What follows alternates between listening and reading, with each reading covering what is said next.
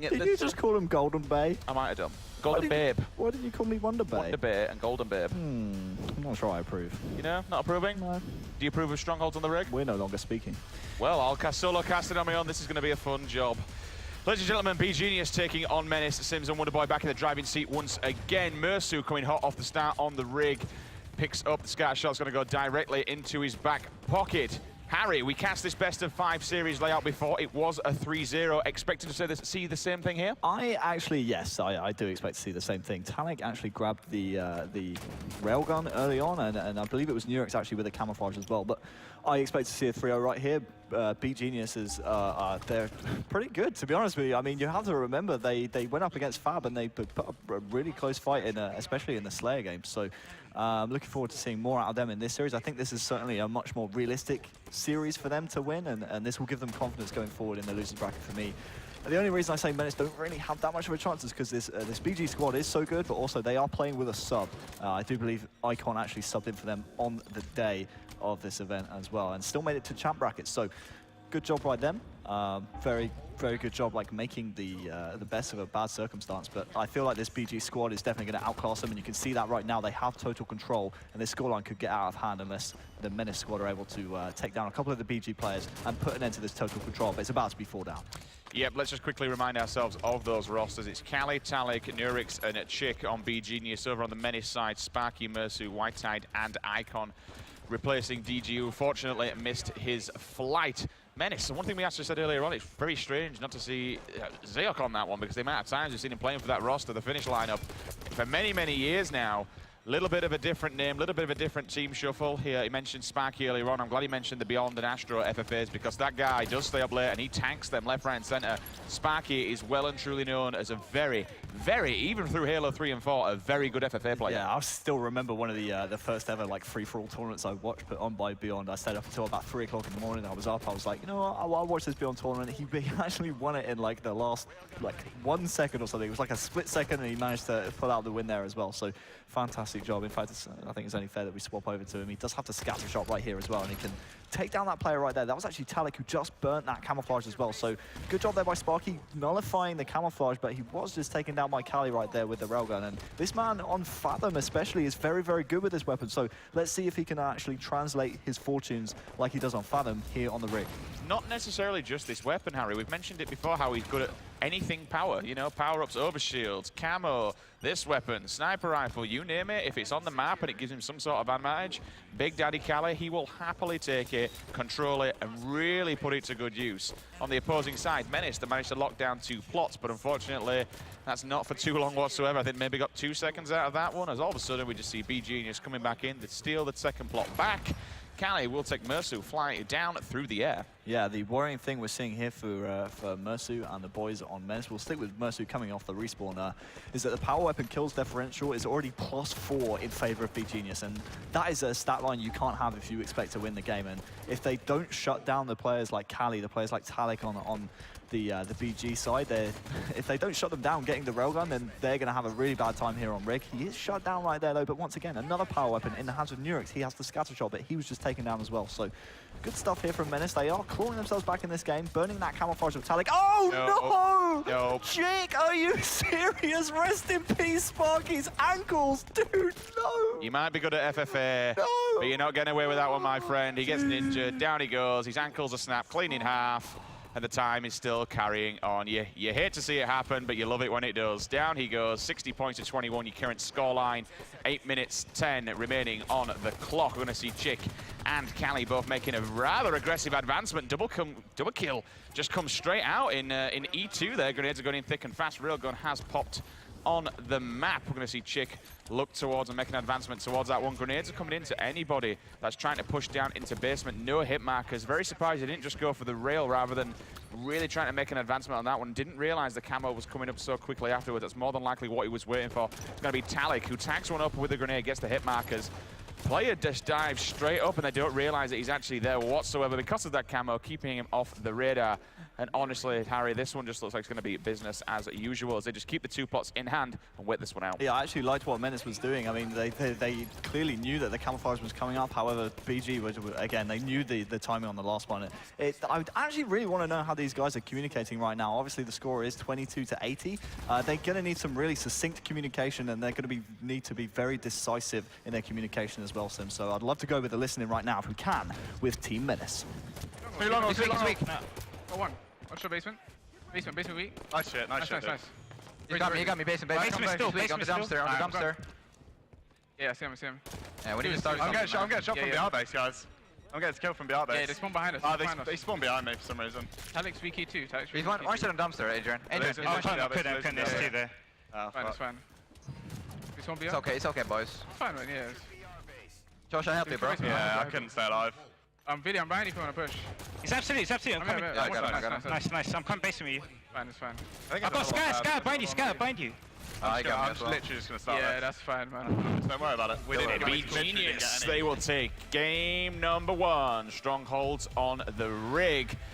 We kind of expected that. We're looking at the kills across the board. I'm seeing 52 coming out of BG and only 30 on the opposing side of Menace. We'll bring up the scoreboard in just a second to show you the biggest winners and the biggest losers of that one. I think the highlight definitely has to be the very cheeky ninja on one of my very good friends, Mr. Sparky, and it was cheeky. It was the cheekiest of ninjas. Chick, the man who did it, 16-7. Really nice performance out of him, topping the game and his team in captures as well. 14 kills out of Cali, just behind him as well. But check out the deaths on Nurex, actually. Only the 3. So really nice performance all around. And the biggest stat, honestly, I want to pick up on, actually 2. 9 power weapon kills for the BG side, only the 2 for Menace, and 3 power-up pickups. So 3 camouflages for the BG squad, none at all for Menace. If you don't grab what's on the map, then I'm sorry, it's a dead resource at the end of the day, right? It's there.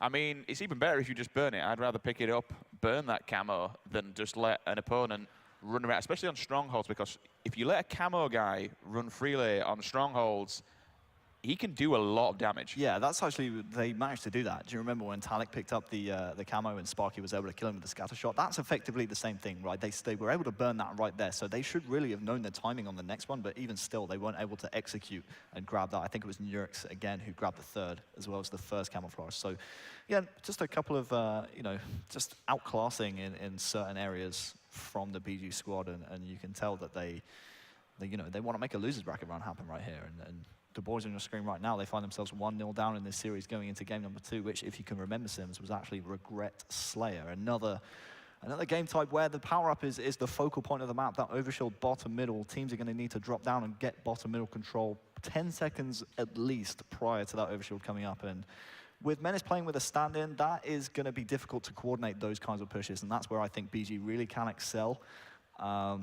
Again, it all depends on the first overshield, right? If Menace can somehow come out with the first one, they'll know their timing on the next one as well, and then maybe they can go from there. So we had a bit of a wild game last time we saw this, because obviously, there were 3 players down on Supremacy when we initially saw it, but SLG decided, well, I'll take 300 mil, not a problem, boys. I'll take down 1, Just steal the OS. SLG things, really, isn't it? Just I mean, casual triple kill. Casual, yeah. Absolutely nothing whatsoever to him, but later on in the game, the late game came out of...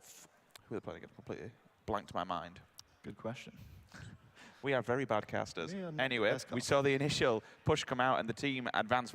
Further on, it was a very late game showing. So if they want any chance of taking down beGenius, and when you look at that roster and I just see names like Talik and Cali. Skitlight they were playing. It's Skitlight, that's the one. It's absolutely no easy feat whatsoever, because these guys are, they're one of them's an ex-Pro League player. Talik was the last Gfinity back at the 2K. He was hitting the world. Yeah. We saw him on the FaZe France roster. He was smashing English kids, back and forth with that rifle. If there's one player in Halo, in European Halo, that you could say could definitely play for FaZe, like the trick-shotting clan, it's definitely Talik. So yeah, it was only it's only fitting that he played for that FaZe France squad. You can see the map layout on your screen right now. Regret Slayer is going to be game number 2 again. The main focal point is going to be that overshield, right? And I'm going to come back to the fact that this Menace squad, again, is playing with a stand-in. that can make things very difficult when you're coordinating pushes down low. You can see on your screen right now that top middle area of the map is going to be very vital to control when you're not dropping down for the overshield, but also that plasma caster is going to be vital as well to try and put pressure on spawners, push into the base and pick up easy kills. So look out for that going forward. This first skirmish though is going to be very important, and Nurex, no problem at all, will grab the first overshield. Literally no one even just seemed to bother challenging. Beatdown comes in, 2 kills already on the board. Do have the caster in the hands of a Menace player, but that is very short-lived as it now gets transferred into the hands of Nurex. Both the power up and power weapon in his back pocket. Now he just moves on into their spawn. They're going to be spawning inside red. One player comes steaming out below the base. He gets chased down. They do take him down. However, it will be traded out. Doubling the scoreline at the moment, 6-2-3. Whiteside on the outskirts gets the perfect on Talik, sits his ass down with the BR, but unfortunately does not get away with his life. He is taken out and falls bottom mid. 2 players make an advancement into red base. Looking up at the Eli, someone has got away with their life. Mersu on the opposite side of the map picks up a double kill, taking down Callie and also, I believe, Chick as well.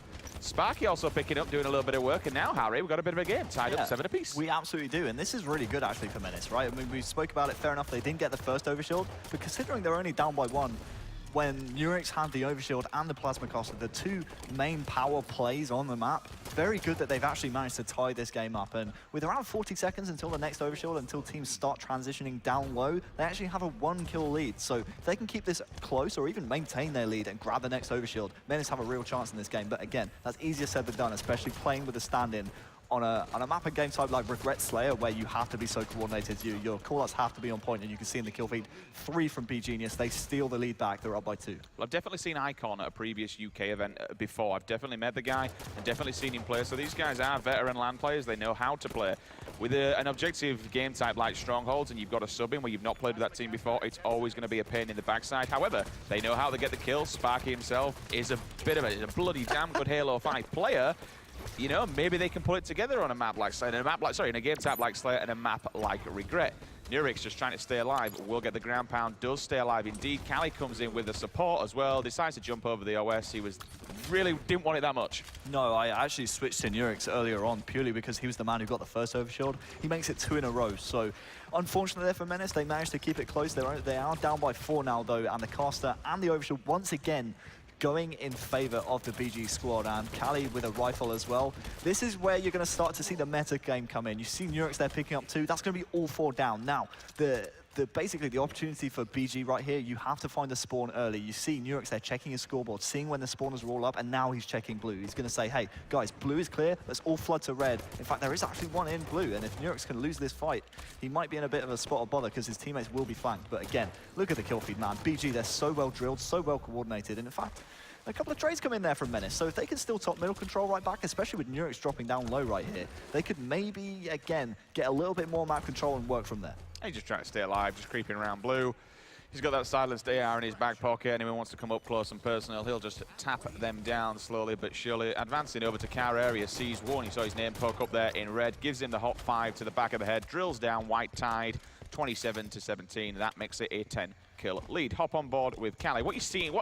Tell me what's happening here, Harry, because honestly, it just seems like it's 1-for-1, and every time we look at a player, you know, from Menace, they're going one-on-one and losing those battles, but you look at BG, the kill feed just keeps racking up every single time. Yeah, it does. The reason I swap over to Callie right here is because he's just coming off the back of a triple kill, so very nice stuff there from Callie, but basically, Menace losing that second overshield, they kept it close until then, but that basically allows BG, it almost instills it in their mindset that, hey, these guys, they're not going for the overshields, they're not going for the power weapons, we can just run around the map as we want. Nurex here is on for a triple. If he hits these shots, he can certainly make it happen. There you go. Good God. Triple for Chick. Very nice stuff from this guy so far in this series. But again, you can see, look at his movement. Not being contested. He has no fear. He can literally just move where he wants and look where he wants without being punished at all. So again, this we can't lament the Menace squad too much because they are playing with a stand-in, but this is really too easy for BG, and no overshields are really being contested by them at all. His aim at the moment, his accuracy is absolutely killer. Just keeps snapping to people's faces. You hear the one-shot call out, turns around, clips the face, down they go. Fresh OS on his back, just trying to push into the spawn where they are, whips out the AR. Almost a player goes underneath him. That would not have been good. Finds 2 top mid. Down goes the plasma caster guy. Talik, Nurex, Everyone's falling. Bodies are hitting the floor all over the place. 43-25. Things ain't looking good for Menace. This is going to be 2-0 for sure any minute now. Icon caught off guard on his own. Chicks see it. Look at that. Great awareness by Chick. He knows where they're going to be. If they're crouching down anywhere, it's going to be in the attic. It's going to be above you. Checks up with a storm rifle. Pre-grenading now all the drop downs where they can come. In the lift, down the hole. Whoops up. Got the storm rifle in hand. Burns him down. And now it's just, they can't lose. It's just charge him. Get the last 5 kills, jobs are good. Yeah, I'll tell you what, actually, the star performer in this game, we haven't seen too much of his point of view. I'll swap over after this kill right here. It's actually Cali. He's the top slayer in the game right now with 16, and the game is yet to be over. So, really nice slaying performance out of Cali and the whole BG squad, to be honest with you. I mean, we were on board with Chick for a large majority. He's still running riot with that storm rifle. In fact, he ends the game, winning the game 50-28 right there. But really nice stuff, very impressive from the French squad. Chick especially played very well in that game. And they're going to be going into Game 3 with just complete confidence, knowing that they can win this series and clean out a quick 3-0 sweep. Couple of triple kills we saw in the kill feed on that map. Oh, Harry, what is a game for? What is a game for? What is a game for, really? What is a game for, my friend? Game 4s are a myth. We've seen a fair few 3-0s, and maybe I'm counting my chickens before the hatch yet. This could obviously go to a Game 4 or even a Game 5. But at this moment in time, beGenius looking solid. 16-10 coming out from the big man who's was on your screen just a moment ago. Cali 13-5 for Chick, 12-5 for Nurix. Talik down at the bottom, but again, it's all about the win. Doesn't matter where you are on that board. 8 assists, 8 deaths, still going positive with 9 kills. Unfortunately, Icon having the greatest of games, 3-13. But if it's one thing, Harry, and I've noticed this, regret can be, you can be punished hard. If you don't play regret very well, you're not a very good regret slayer player, you get punished and smacked hard. Yeah, especially considering, you know, very unforgiving. Now that the rifles are in the base as well, you know, the game type almost tries to give you an opportunity to get back into the game, giving you that upgraded weaponry inside the base. I mean, if you still can't make the most of it, even though, you know, that rifle is in the base, then, you know, it's tough going forward. But again, I really feel for this Menace squad, because from what I understand, you know, these guys really wanted to do well in this tournament, and they did really well to get to the championship bracket with a standing. Yeah. I mean, that's no mean feat. That's take very impressive. But it's just a shame that, you know, circumstances played out the way that they are, and they find themselves here with a standing. But we can't count them out just yet, of course. Anything can happen in Halo. Let's not count our chicks before they hatch. I'm back at it again. I see what you did there. I'm so funny. Yeah, you corny bugger. Yeah. But no, you mentioned you can't take anything away from them. I think these guys have probably done better than what they expected. But there's a lot of talent on that team, and I agree it would have been nice to see Digi here, because I had a lot of faith for him. I looked at the roster, I thought, you know, that's on paper. Dodgy D? I see. You're getting good with these puns, Yeah, my friend. I'm trying. Everyone's cringing right now. I can just feel it. Including me inside. Yeah, a piece same of me here. just died. You know, this is as bad as you selecting Halo 4 in MCC when that comes up, instead of selecting Halo 2 or 3. Okay. I have seen you do this. Don't lie to me. You know, you want to know why? It's because my doubles partner that I was playing with at the time Was a Halo 4 kid. She was a Halo 4 kid, and we played Halo 3, and she got 2 kills in team doubles, and that's... Well, at least you're set for that one, because you're a Halo 4 kid as well. So exactly, it's a match. good, It's a brother. match made in heaven. I got a shout out to Monza. I mean, she 2 kills in Halo 3, bro. Come on, that's not good enough. I mean, you know, it's just not good enough. It's like my career in a nutshell. Anyway, Truth CTF is going to be your third and potentially final map if beGenius seal the deal and boot Team Menace out of the competition. But either way, I think they've done a fantastic job to pick up a stand-in on the day of land that you've never played before and get to a championship bracket, make it out of open. You know, big pat on the back to these guys. beGenius, they put up a damn good fight earlier on. I was watching the play. You know, as usual, I want to say it's, well, I almost says Talik in the world, but to be honest with you, it makes no difference. The man is an absolutely damn godlike sniper. Yeah, after what I've seen from each of the individuals here on the beGenius side in this series especially, very interesting, and it's going to, I'm anticipating what they can do in the bracket in the later rounds, right? I mean, when they go up against the likes of the XLs, when they go up against the likes of, you know, your kind of lower open bracket teams, obviously Skitlight no longer in the tournament, but the likes of Supremacy. I mean, imagine a French derby here in London. That would be incredible, right? I mean, I would love to see those kind of games happen, and no disrespect here to Menace, but I feel like beGenius are destined to greater things down the line. Just to put a little bit of emphasis on that, what you mentioned, we might not even see that. Supremacy at the moment are actually playing Epsilon. Now, that's a tough match. That's an elimination game from hell right there. To see one of those two not making it to Championship Sunday, I'm sorry, but I did not see that coming. Not only that, that's for like top 6, right? So that's one of those. That's guys a bloody good match. Either out in top 6 or maybe even top 8 as well. I'd love to get some confirmation in terms of the implications of that series. So yeah. We'll be getting score updates from the floor on how that one is going to be playing out, but less about that one, more about this one. This itself is an elimination match. Truth CTF. What a map to go out with a bang on. Everyone knows and loves midship. Everyone knows how to play the meta. You know where you need to be. If you're running a flag carbine, you got to watch the P.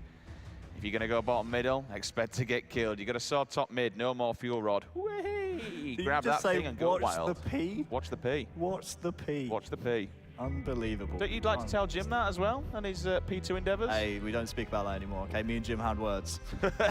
Had words, never again. Guys, the game is locked. We are loaded. On board with Icon, going to be picking up the first camo of the game. Does thrust back, stays alive for just a second. Would personally like to see him just get stuck in, give a cheeky elbow, but unfortunately did not, and he went down. Sparky's also going to be taking down Chick, so Chick will fall on board with Sparky as we see him just running around P2. Does get a few good shots off on a guy who's forced to go down P1. I'm looking for the assist medal, which he doesn't come in, so that guy he was chasing is still allowed to roam freely. Bottom mid, down he drops at least, and now he can just kind of get his shields back. We're here, sword still up. Would like to see him pick up that BR and make use of it. There we go. Now he can do some damage. Now we can look at anyone pushing the flag. That's going to be Talik. Grenade's going to go in, no hit markers. Noob combo across the map, and then a grenade comes in. Callie and Talik working together. Fantastic cheeky duo. Yeah, cheeky duo indeed. You said watch the P. I'm guessing the P stands for plasma because that thing was coming straight to P2 right there. I want to give a massive shout out to Menace actually. Their early game is actually really quite strong. They're going trade for beGenius. And it just seems to be like when beGenius start to get into the flow of the game, that's when it starts to become very worrying here for Menace. So if they can keep this scrappy for now, 2 players going down for them will not be a good sign, and the flag is already on the move. It's going to be Nurex, the man who has that one at the moment, and his teammates are all over pink side. If they can get that kill P1, which they do, now their emphasis is going to be looking at Carbine, looking at those bubble spawns and looking for any overextenders. You called it perfectly, Harry. Look at what we've got Talik doing. Talik is just creeping around. He's been the bodyguard. He's been the bouncer.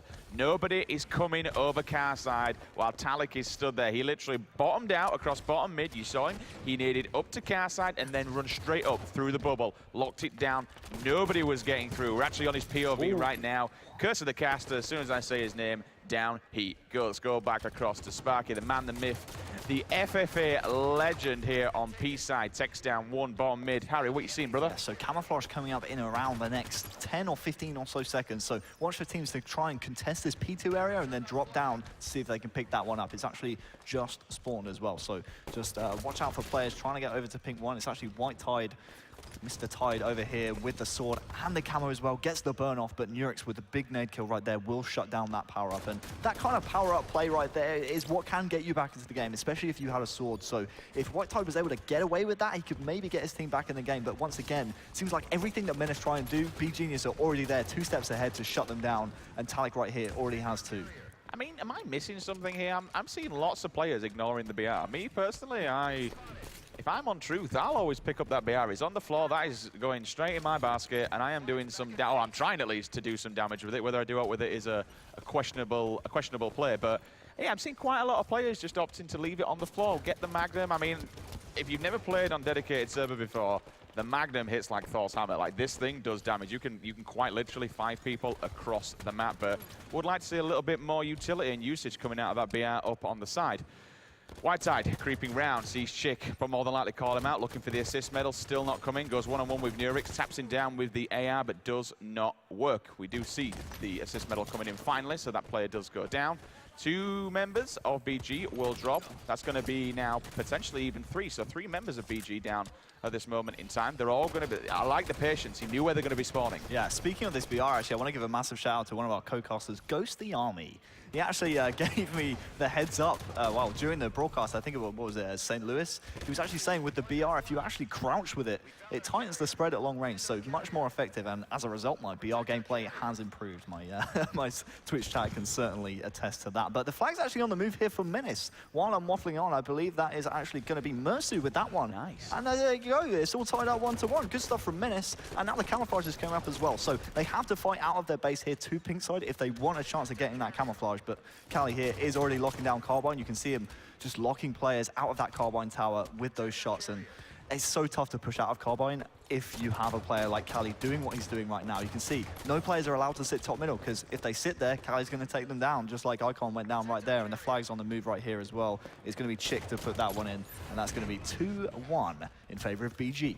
Harry coming in with the tips and tricks to get you crouching like Hey, a pro. I can't take credit for it, Kay. It was all Ghost the Army. I got to give a massive shout out to Ghost, Kay. He knows the game better than anyone. Looking up here then, we got P3, we got 2-1 on the board. He knows where this player is, gets out the AR, just absolutely burns him down. Magnum comes out, just kind of hard watching this angle to make sure if anyone comes out, they're going to get drilled from above. Does see the nameplate pop up, so he knows where they're going to be spawning and knows where they're going to be sitting. No grenades hitting white side, but unfortunately, look, we mentioned the BR. Talik just comes in, death from above.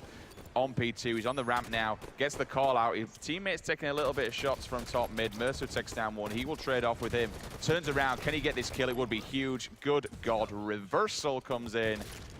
It's just such a nasty weapon. In such a nasty player's hands, it does so much damage. It is, but a bit of a misplay there, actually, at BG. That player actually spawned it in basement, so wonder whether or not it might have been someone on the BG side blocking that bubble spawn and forcing that player to spawn in basement. Caught Talik off guard right there. Someone really should have been calling, hey, I'm blocking these bubble spawns, they're going to spawn basement, so watch out. And as a result, now Mersu and the boys are allowed to push out and almost got top middle control right there, but will be taken down immediately. They're all still pushed into the base. I know they're getting these kills, but you don't want to turtle too much. You get stuck inside your base, you're not really doing much, especially when you've just got wave after wave of French player just beelining to your base, keeping that pressure on, keeping you in death screen. BR here in the hands of Icon, looking down, sees Cali up in the window. Grenade's going to go in. Doesn't need to stick, honestly. I might stick there, but it doesn't matter. Going to drill one into his jawline. Nurix caught off guard very slightly, but it doesn't matter because he has got one hell of a strong Magnum. Ticks down Icon, spins around.